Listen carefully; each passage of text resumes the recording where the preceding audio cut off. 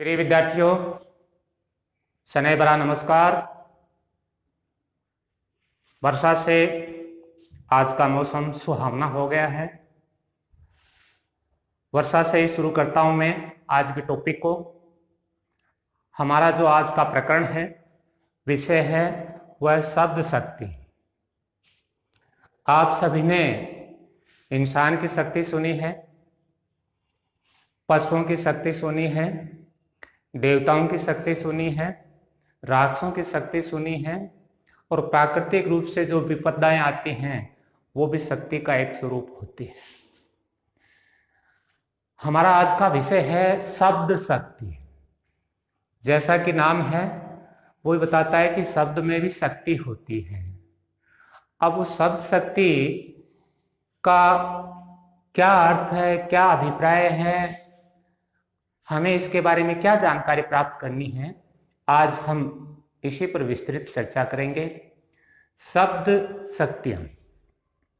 देखिए, व्याकरणवेत्ता चिंतामणि ने कहा कि सुन परे जो शब्द समझ परे अर्थ, यानी जो आप सुनते हैं वो तो होते हैं शब्द, और यदि आपने समझ लिया तो वो होता अर्थ। शब्द शक्ति के बारे में देखिए, शब्द की शक्ति असीम होती है, अपार होती है, अनंत होती है। हमें उसके बारे में जानकारी प्राप्त करनी है। जैसे कि आप कैसे पहचान पाएंगे? ठंड का मौसम है, खाने का जी सबको करता है। जैसे ही चाट मिठाई का नाम लिया, मुंह में पानी आ जाता है। और यदि सांप और भूत का नाम लिया तो हम डर जाते हैं। किसी ने कुछ नहीं किया, लेकिन सुनते ही हमारे मन में, कल्पना में और अनुभव में जो महसूस किया वो शब्द की शक्ति होती है। दूसरी बात, यदि आप एक ही शब्द को अलग अलग वाक्य में अलग अर्थ में रखेंगे तो वो वहां भी शब्द की शक्ति होगी। जैसे मोती एक अच्छा लड़का है, इस चुनरी में या इस गहने में लगे मोती सुंदर हैं। मोती गली में भौंक रहा है। देखिए, 3 वाक्य हैं, तीनों में मोती शब्द आया है, लेकिन मोती शब्द है, उसकी शक्ति क्या है? पहले में एक लड़का है जिसका नाम है मोती, दूसरे में मोती जो हमारे हीरे जवाहरात होते हैं, उस दृष्टि से जो मोती है उसका महत्व बताया गया है, उसका महात्म्य बताया गया है, और तीसरे में एक कुत्ते का नाम है मोती। यानी तीनों में मोती शब्द है, लेकिन मोती शब्द का अर्थ अलग अलग है। ये होती है शब्द की शक्ति। इसके अलावा अब शब्द शक्ति का निर्माण कैसे होता है? शब्द के अर्थ के आधार पर शब्द का निर्माण होते हैं। शब्द 3 प्रकार के होते हैं, वाचक, लक्षक और व्यंजक। जैसा कि मैंने यह लिख रखा है, शब्द 3 प्रकार के होते हैं, वाचक, लक्षक, व्यंजक। और फिर इनसे क्या होता है? वाचक शब्द है वो क्या होता है? कथित। वाचक शब्द कथित होता है। लक्षक शब्द क्या होता है? लक्षित, यानी लक्षणों पर आधारित होता है। और व्यंजक शब्द है वो क्या होता है? ये व्यंजित, सूचित, ध्वनित, प्रतीत। यानी व्यंजक शब्द है, उसके कई रूप हैं, कई अर्थ हैं, और उसमें जब हम आगे पढ़ेंगे तब और चर्चा होगी। अब जैसा नाम है वाचक, लक्षक और व्यंजक, ठीक वैसे ही इन शब्द शक्तियों के नाम बन गए। पहली शब्द शक्ति है वो अभिधा है, नंबर 2 हमारी है वो लक्षणा है, नंबर 3 है हमारी व्यंजना है। अब इनके आधार से जो अर्थ निकलते हैं पहली जो शब्द शक्ति है उसका अर्थ होता है वाच्यार्थ। वाच्यार्थ के अलावा ऐसे अभिधेयार्थ भी कहते हैं और मुख्यार्थ भी कहते हैं। इसके बाद अगला है लक्षणा शब्द शक्ति। उससे निकलने वाला होता है लक्ष्यार्थ और व्यंजना से निकलने वाला होता है व्यंग्यार्थ। इस प्रकार ये हमारी शब्द शक्ति की पूर्व जानकारी या शब्द शक्ति क्या होती है इसके बारे में चर्चा की मैंने। अब हम आगे बढ़ते हैं। शब्द शक्ति के प्रकार मैंने 3 बता दिए। पहली अभिधा, दूसरी व्यंजना और दूसरी लक्षणा और तीसरी व्यंजना। क्रम आगे पीछे हो सकता है, इससे कोई फर्क भी नहीं पड़ता। अब हम इनकी परिभाषा की दृष्टि से, व्याकरण की दृष्टि से उदाहरण सहित चर्चा करेंगे। तो सबसे पहले हम पढ़ते हैं अभिधा शब्द शक्ति। अभिधा का जैसे आपने पढ़ा, उसका जो शब्द होता है वो होता वाचक, अर्थ होता वाच्यार्थ, अध्यार्थ, मुख्यार्थ। तो शब्द की जिस शक्ति से शब्द के सबसे साधारण लोक प्रचलित या मुख्यार्थ का बोध होता है, वह आपकी अभिधा शब्द शक्ति कहलाती है। कहने का मतलब आपने पढ़ा, पढ़ते आपके समझ में आ गया, आपने सुना, सुनते समझ में आ गया, यानी उसके मुख्य अर्थ में कोई बाधा नहीं भी, उसका मुख्य अर्थ लोक प्रचलित से हटकर नहीं है, तो होती है आपकी पहली शब्द शक्ति अभिधा शब्द शक्ति। कहने का मतलब यदि हम शॉर्ट में कहें तो सबसे सरल, सबसे आसान, जिसको पढ़ते आपके दिमाग में उसका अर्थ समझ में आ गया, उसमें कहे गए भाव प्रकट हो गए और वो जो कुछ कहना चाहता है वो हम अंदर तक समझ गए, वो होती है अभिधा शब्द शक्ति। उदाहरण आप ले सकते हैं। रमेश एक अध्यापक है, आप पढ़ते समझाएंगे। राम राजा दशरथ के पुत्र थे, कहते ही समझ गए। बाहर एक बैल खड़ा है, कहते ही समझ गए। कहने का मतलब पढ़ा, पढ़ते ही पाठक समझ गया, सुना, सुनते ही श्रोता के समझ में आ गया। अब हम आगे बढ़ते हैं। नंबर 2, लक्षणा शब्द शक्ति। लक्षणा शब्द शक्ति में क्या होगा? लक्षणा शब्द शक्ति है, उसमें देखिए परिभाषा अगर हम पढ़ें व्याकरण दृष्टि से, जिस शब्द के मुख्यार्थ में बाधा हो। पहली बात, मुख्य अर्थ में बाधा होगी, लेकिन वो किससे जुड़ा रहेगा? पहला जो शब्द है वाचक से जुड़ा जरूर रहेगा उस संबंधित। मुख्य अर्थ में बाधा है और मुख्य अर्थ में बाधा होगी तो क्या होगा? आपके सामने जो शब्द है उसके अर्थ में कठिनाई होगी। तो दूसरी बात ये हम कह सकते हैं अभीष्ट अर्थ में दिक्कत हो या उसका अर्थ बोध नहीं हो, तो फिर क्या होगा? पहली बात तो मुख्य अर्थ में बाधा हो गई, दूसरी बात हमें अभीष्ट अर्थ प्राप्त नहीं हो रहा, तो फिर क्या होगा? तो इस प्रकार क्या होगा? फिर इन जो शब्द हैं इनका अर्थ कैसे होगा? आगे फिर ये परिभाषा बढ़ेगी।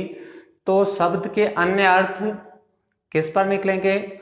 लक्षण के आधार पर या दीर्घकालीन माने जा रहे रूढ़ अर्थ पर आधारित होंगे। इसे हम व्यंजना शब्द कहते हैं। लक्षण आप सभी जानते हैं, लेकिन रूढ़ शब्द का अर्थ क्या होता है? जिसे रूढ़ी कह सकते हैं। रूढ़ परंपरा को कहते हैं, रूढ़ प्रथा को कहते हैं, रूढ़ रिवाज को कहते हैं। रूढ़ का अर्थ ये भी होता है जो हमने सुना उसको हमने उस रूप में मान लिया। तो कहने का मतलब इसमें आप ये ध्यान रखें, मुख्य अर्थ में बाधा होगी, अभीष्ट अर्थ प्राप्त नहीं होगा। अभीष्ट अर्थ प्राप्त नहीं होगा तो फिर इन शब्दों के अर्थ किस आधार पर होंगे? 2 चीजों पर, एक तो लक्षण के आधार पर और दूसरा रूढ़ या परंपरा के आधार पर। तो ये हमारी होगी व्यंजना शब्द शक्ति। व्यंजना शब्द शक्ति के 2 प्रकार बताए गए हैं। एक है आपकी रूढ़ी और दूसरी है प्रयोजनवती। प्रयोजनवती का अर्थ होता है, प्रयोजन का अर्थ होता है अभिप्राय, मतलब। तो जैसा मैंने यहां साफ लिखा है कि प्रयोजनवती, पुलिस को देखकर चोर चौकन्ना हो गया, यानी चौकन्ना का मतलब है चौमन, 4 अनंत काल। उसके 2 की जगह 4 काम होने का मतलब वो बहुत ज्यादा सचेत हो गया। तो यहाँ अभिप्राय किस अर्थ में लिया गया है कि वो चौकन्ना, सजग, जागृत या सचेत हो गया, इस अर्थ में लिया गया है। इसके अलावा हम ये भी कह सकते हैं, हम तो गंगावासी हैं। गंगावासी का मतलब है गंगा जैसे पवित्र, यहां अर्थ लिया गया पवित्र के संदर्भ में। इसी प्रकार ये भी कह सकते हैं कि आप किसी भी पहले की जो चर्चित चर्चाएं हैं उसमें हम कह सकते हैं कि अगला उदाहरण अगर मैं आपको बताऊं तो वह है स्त्री के संदर्भ में, वह है या सुमित्रा नीरी गाय है। कहने का मतलब वो सरल शांत स्वभाव की है। इसी प्रकार किसी के लिए कहा जाता है नरेश गधा है, तो गधे जैसे उसके कान नहीं होते, गधे जैसे उसके पूंछ नहीं होती, लेकिन उसका जो प्रयोजन है वो मूर्खता से जोड़ा गया है।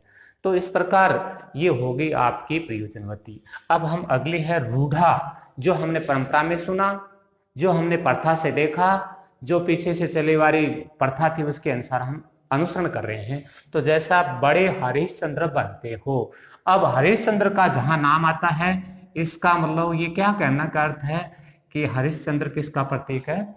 सत्य का प्रतीक है। दूसरा यदि मैं लिखूं भारत जाग उठा, अब भारत जाग उठने का मतलब यहां देश से न होकर भारत का अर्थ है भारत के लोग, भारतवासी। तो इस प्रकार इसमें हमने भारत का नाम सुनते ये समझ लिया कि ये किस परंपरा को बता रहे हैं, भारतवासी, जिसको हमारे हिंदी के विद्वानों ने, लेखकों ने भारत को भारतवासी के संदर्भ से जोड़ दिया। ठीक इसी प्रकार और भी आप उदाहरण ले सकते हैं, कश्मीर रक्त से रंजित है, यानी बहुत ज्यादा आपकी एक तरीके से आतंकवादी के कारण ऐसी घटनाएं होती है। तो रक्त रंजित का मतलब कश्मीर से नहीं, कश्मीर में रहने वाले लोग हैं वो इससे पीड़ित हैं या खून से सने का अर्थ है। यहां ये सुनते ही हमें ध्यान रखना है। अब आगे बढ़ते हैं। नंबर 3 है व्यंजना शब्द शक्ति। व्यंजना शब्द शक्ति में क्या होगा? जब शब्द का अर्थ न तो अभिधा से जुड़ा हो न लक्षणा से जुड़ा हो, बल्कि उनके स्थान पर अन्य अर्थ निकलता हो, उसे हम व्यंजना शब्द शक्ति कहते हैं। व्यंजना शब्द शक्ति, व्यंजना शब्द का अर्थ होता है विकसित करना, व्याख्या करना, स्पष्ट करना, भेद खोलना। ये व्यंजना के अर्थ हैं, उसके हिसाब से ही इसे व्यंजना नाम रखा है। दूसरी बात, व्यंजना शब्द से यदि आप मैं थोड़ा सा पीछे जाऊं तो व्यंग्य से भी जोड़ सकते हैं, जैसा कि ऊपर हमने पढ़ा। व्यंग्य, कोई आदमी एक स्टेटमेंट बोलेगा, एक वाक्य बोलेगा, तो उसके आसपास जितने व्यक्ति हैं वो अपनी सोच से अलग अलग अर्थ निकाल लेते हैं। तो कहने का मतलब व्यंजना में क्या होगा? जब शब्द का अर्थ न तो अभिधा से प्रकट होता हो न लक्षणा से प्रकट होता हो, बल्कि अन्य अर्थ प्रकट करता हो, वहां होती है व्यंजना शब्द शक्ति। व्यंजना शब्द शक्ति के भी दो प्रकार हैं, शाब्दिक व्यंजना और आर्थी व्यंजना। शाब्दिक व्यंजना को हम आगे पढ़ेंगे, अलंकार, उसमें शब्द अलंकार है और आर्थी का अर्थ अलंकार है। अब अंतर क्या है? शाब्दिक व्यंजना में क्या होता है, आप दिए गए शब्द के स्थान पर पर्यायवाची नहीं रख सकते या उसका दूसरा नाम नहीं रख सकते, क्योंकि उससे शब्द का अर्थ सुंदर नहीं रहता या उस काव्य की सुंदरता नहीं रहती। जैसे ये उदाहरण दिया गया, कनक कनक ते मादकता अधिकार। आप इस कनक की जगह श्रवण नहीं रख सकते, हेम नहीं रख सकते, क्योंकि ऐसा रखते इस पंक्ति की जो सौंदर्य है, काव्य सौंदर्य, वो खत्म हो जाता है। तो इसी प्रकार एक उदाहरण आपने बहुत पढ़ा है, बहुत सुना है, रहम जी का दोहा, रहीमन पानी राखिए बिन पानी सब सून, पानी गए न उबरे मोती मानस सून। लेकिन पानी की जगह आप जल नहीं रख सकते, पानी की जगह आप नीर नहीं रख सकते। कहने का मतलब जैसे ये बदला, उस दोहे का जो काव्य सौंदर्य है वो सुंदरता खत्म हो जाती है। नंबर 2, आर्थी व्यंजना। आर्थी व्यंजना में क्या होगा? आर्थी व्यंजना का जो मैं भी बता रहा था, एक वाक्य बोला जाएगा, सुनने वाला, देखने वाला, काल, ये प्रकरण सारी चीजें उसको प्रभावित करती हैं। जैसे कि एक वाक्य लिखा गया है, 10 बज गए, 10 बज गए, एक विद्यार्थी ये सोचेगा विद्यालय जाने का समय हो गया, एक कर्मचारी ये सोचेगा कि मेरा ड्यूटी पर जाने का समय हो गया, और कोई यदि बस या किसी साधन से आने जाने का कार्य करता है, आवागमन का, तो वो समझेगा मेरी गाड़ी या बस का समय हो गया। इसी प्रकार दूसरा उदाहरण मैं आपको लेता हूं, संध्या हो गई। संध्या हो गई तो मतलब पुजारी ये समझेगा पूजा का समय हो गया, घर में बच्चा वो समझेगा लाइट जलाने का समय हो गया, और किसान में जो खेत में जो किसान है वो ये सोचेंगे घर जाने का समय होगा। तो कहने का मतलब अर्थ में सुनने वाले अलग अलग अर्थ लगाते हैं और शाब्दिक में आप शब्द को बदल नहीं सकते। इस प्रकार हमने आज शब्द शक्ति की शक्तियां जो थी उनकी विस्तृत चर्चा की, और निश्चित रूप से आपका रुचिकर प्रकरण था, विषय था, और समझ में भी आपके आए होगा। आप पढ़ें और समझें, इसके उदाहरणों का ज्यादा से ज्यादा अभ्यास करें। और एक बात और बता देता हूं आपको, आपके अब तक राजस्थान बोर्ड के प्रश्न हैं उसमें ये नहीं पूछा गया शाब्दी है, आरती है, आपकी रूढ़ा है, प्रयोजनवती है। सीधे तीनों अभिधा शक्तियों के बारे में, तीनों जो हमारी सब शक्तियां हैं उनकी ही चर्चा होती है, सीधे उदाहरण पूछे जाते हैं और सीधा ही आपको तीनों के प्रकार में से किसी प्रकार की व्याख्या करने की पड़ती है। इसलिए आप बहुत ज्यादा विचलित नहीं हो, फिर भी जो हम पढ़ते हैं उसके प्रत्येक बिंदु तक जाने की मैं कोशिश करता हूं। आज नहीं तो कल आपके लिए ये एक जरूरी होंगे। आज का हमारा ये जो मुख्य टॉपिक था सब शक्ति, इसको यही विराम देते हैं। आप सभी को बहुत बहुत धन्यवाद।